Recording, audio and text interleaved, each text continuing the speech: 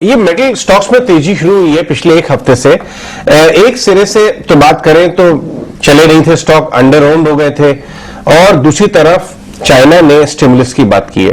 एक बात ये भी निकल के आई कि यूएस में जो इकोनॉमी का हाल है वो उतना बुरा नहीं है जितना लोग समझ के बैठे थे, तो इसमें रिस्क रिवॉर्ड बढ़िया हो गया। लेकिन यहां से मेटल सेक्टर में क्या करना चाहिए? आदित्य वेलेकर एक्सिस सिक्योरिटीज के जुड़ रहे हैं। Aditya, good morning. Indian metal stocks में दो एंगल है।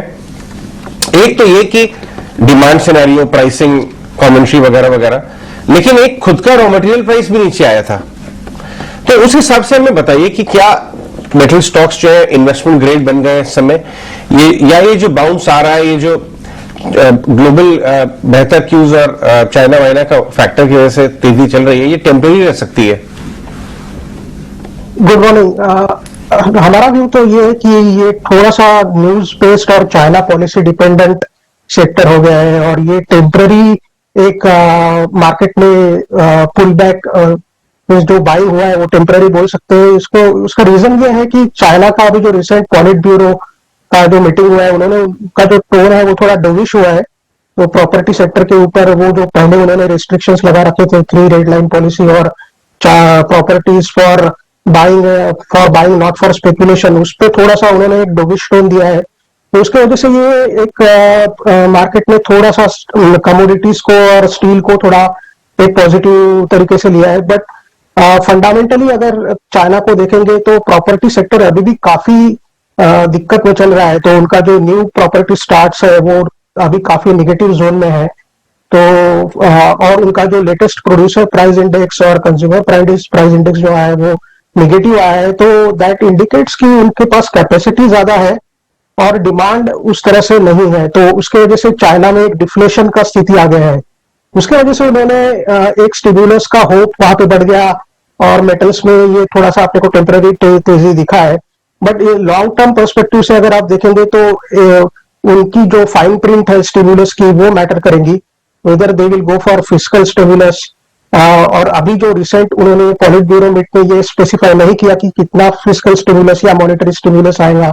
तो अभी एक डाइसी सिचुएशन बोल सकते हैं जब तक चाइना से क्लियर पिक्चर नहीं आता है कि कितना फिस्कल स्टिमुलस है और कैसे वो प्रॉपर्टी सेक्टर को जो काफी डिस्ट्रेस में है उसको कैसे रिकवर करेंगे, क्लियर स्टेप्स नहीं आती तब तक एक फंडामेंटली कॉल लेना थोड़ा डिफिकल्ट है मेटल सेक्टर में। ठीक है आदित्य, तो ये आप जो बोल रहे हैं कि ये हो सकता है ये टेम्पररी बाउंस ही हो, कुछ दिन का ही ट्रेड हो, और हम देख रहे हैं कि पिछले हफ्ते से जब ये ट्रेड चल ही रहा है, और अब एक बड़ा फैक्टर इस हफ्ते में ऑफकोर्स क्योंकि एफओएमसी मीट है, वो एक बड़ा ट्रिगर पॉइंट रह सकता है कि क्या कुछ आगे निकल कर आता है। तो हो सकता है एक अगर कुछ नेगेटिव आता है तो इन स्टॉक्स पर भी एक झटका आए। लेकिन अगर एक टेम्पररी फेज में भी मेटल स्टॉक्स को प्ले करना है तो कौन सी टॉप डेट्स हैं?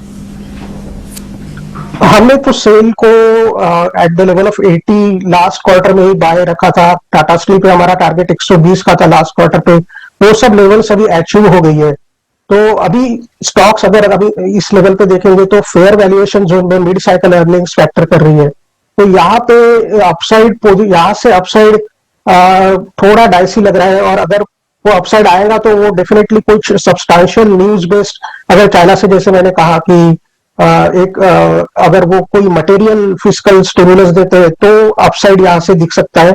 बट एज ऑफ नाउ जो स्थिति बनी हुई है उसके बेसिस पे अपसाइड यहाँ से थोड़ा लिमिटेड लग रहा है, बिकॉज जो वैल्यूएशन है वो फैक्टर इन हो चुके हैं। लास्ट मे बी 1 मंथ से स्टॉक्स ने अच्छा गेन किया है, 10%। तो quarter on quarter share prices sale के, टाटा स्टील के बढ़े हैं। तो इस लेवल पे यहाँ से अपसाइड थोड़ा सा मीन्स थोड़ा डिफिकल्ट है। यहाँ से अपसाइड हो सकता है कि कुछ दिन तक ये मे बी 5% 6% अपसाइड जाए, बट उसके ऊपर एक सब्सटैंशियल आउट परफॉर्मेंस देखने के लिए we need to have some substantial data coming from China जो अपने को एक कॉन्फिडेंस दे सके यहाँ की वहां का जो प्रॉपर्टी सेक्टर है उसमें सुधार आएगा।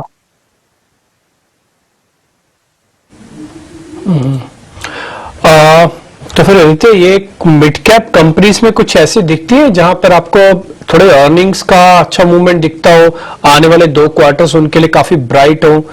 बड़ी कंपनीज नहीं, मिड कैप सेगमेंट की कोई स्टील कंपनीज हो?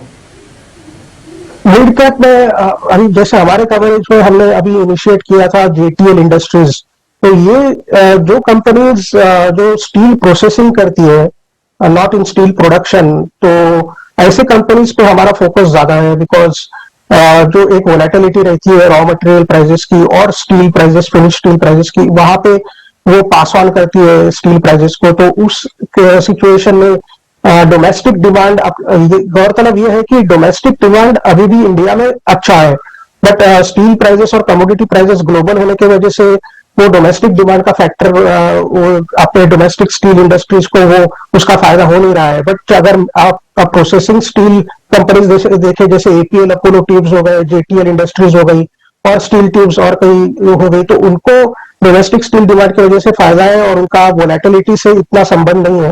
तो हमने जेटीएल इंडस्ट्रीज को अभी रिसेंटली इनिशिएट किया था, जिसपे हमारा 36% अपसाइड है फ्रॉम द करंट लेवल। तो हम लोग ऐसी कंपनीज देख रहे हैं मिड कैप में जहां पे ये वोलेटिलिटी से हम बच सके। दूसरा, नालको भी हमने लास्ट क्वार्टर में बाय रखा था, 90 का शेयर प्राइस रखा था, बट वो भी अभी अचीव हो चुका है। एल्यूमिनियम प्राइसेस अभी भी जिस तरह से पिकअप होनी चाहिए थी वो पिकअप नहीं हुई है। सप्लाई जो चाइना से आ रहा है वो अभी भी काफी ज्यादा आ रहा है जो एल्यूमिनियम के। लेकिन एक अच्छी चीज है कि यूएस में जो इंटरेस्ट रेट्स का जो टेलविंड है वो अभी आगे आ सकता है। जैसे फेड अगर पीक आउट होता है तो एल्यूमिनियम को फ्रॉम वेस्टर्न कंट्रीज एक सपोर्ट रहेगा, बट चाइना का दिक्कत अभी भी है। तो हिंडाल्को और नाल्को में जो एक्सपेक्टेड तेजी है वो अभी तक पूरी तरह से हिंडाल्को में काफी पोटेंशियल लग रहा है, बट एल्यूमिनियम प्राइसेस कम होने की वजह से वो अपसाइड अभी हम होल्ड व्यू पे चल रहे हैं। ओके, ठीक है आदित्य, बहुत बहुत शुक्रिया, थैंक यू वेरी मच आज समय देने के लिए, बताने के लिए पूरा मेटल्स का इस समय सिनेरियो कैसे चल रहा है और कैसे इसको हम चाइना से कनेक्ट कर सकते हैं, और छोटी एक मिड कैप कंपनी के बारे में जिसको आपने खुद अपनी कवरेज लिस्ट में डाला हुआ है। बहुत शुक्रिया, थैंक यू वेरी मच।